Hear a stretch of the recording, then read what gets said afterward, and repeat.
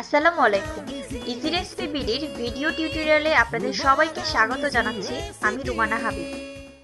আজ আমি আপনাদের রান্নার উপকরণ দিয়ে চুলের একটা প্যাক তৈরি করে দেখাবো। এই প্যাক সপ্তাহে 1 বা 2 দিন ব্যবহার করলে চুল পড়া অনেকটা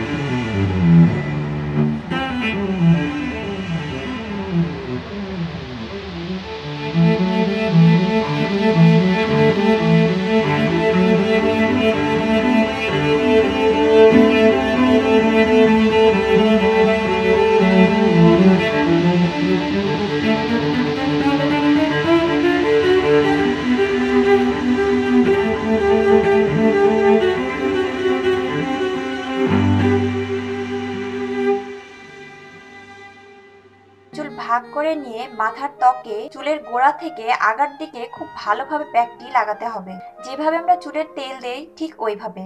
মাখানো শেষ হলে 1-1.5 ঘন্টা এভাবেই রেখে দিতে হবে। 1-1.5 ঘন্টা পর প্রথমে পানি দিয়ে চুল খুব ভালোভাবে ধুয়ে নিতে হবে।